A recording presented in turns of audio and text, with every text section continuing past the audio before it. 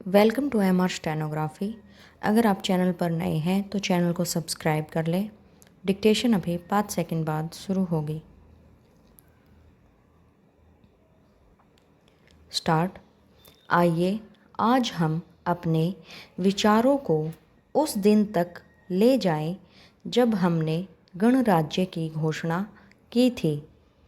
अपनी विकास की योजनाओं के संबंध में हमने वास्तव में काफ़ी प्रगति की है, परंतु क्या हम भारत के सब नागरिकों को दरिद्रता, अभाव तथा कष्ट से मुक्त करा पाए हैं?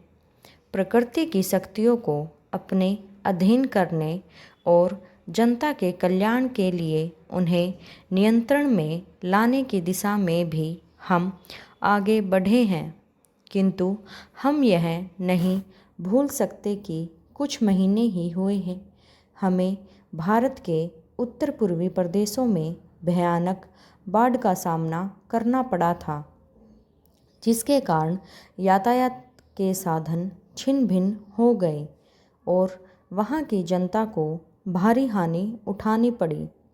निसंदेह साक्षरता प्रसार और रोगों के निराकरण के महत्वपूर्ण उपाय भी हमने सोचे हैं।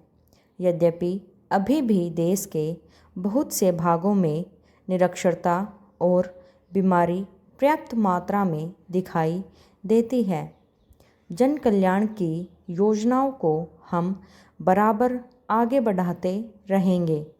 यह हमारा दृढ़ संकल्प है, इसमें संदेह नहीं किया जा सकता। इन योजनाओं के पूरे होने के संबंध में जो प्रयास अब तक किया गया है, उससे भी हमें असंतुष्ट नहीं होना चाहिए। फिर भी जो कुछ अब तक किया जा सका है, यदि वह बहुत चमत्कारी नहीं दिखता, तो उसका कारण यह है कि अभी निर्माण कार्य जारी है और समाप्त नहीं हुआ है। राष्ट्र के निर्माण में समय की आवश्यकता होती है। आज हमारा गणराज्य दिवस है और भारत जैसे प्राचीन राष्ट्र के इतिहास में 5-7 वर्ष की अवधि एक सुलभ काल है। आइए अब हम विगत वर्ष की घटनाओं पर नज़र डालें और यह देखें कि विकास के कार्यों और निर्माण योजनाओं की दिशा में हम कहाँ तक आगे बढ़ सके हैं।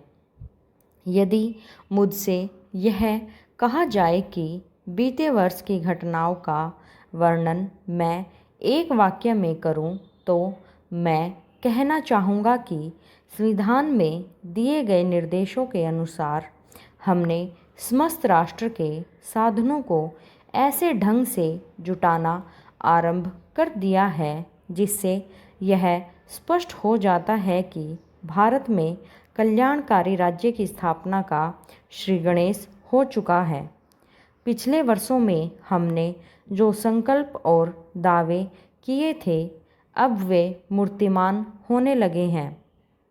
इसलिए अब यह समझना कठिन नहीं है कि राष्ट्र किधर जा रहा है और आगामी 10 या 15 वर्षों में हम किस स्थिति में होंगे।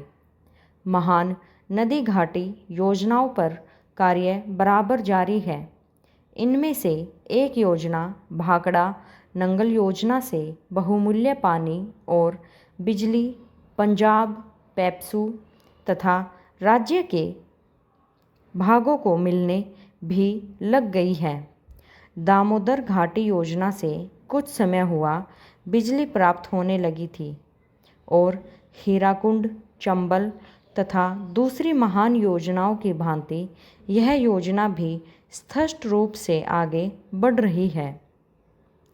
भाखड़ा नंगल योजना का प्रथम चरण समाप्त होने से अब यह स्पष्ट है कि इन महान योजनाओं के द्वारा देश में कितने महत्वपूर्ण परिवर्तन हो जाएंगे।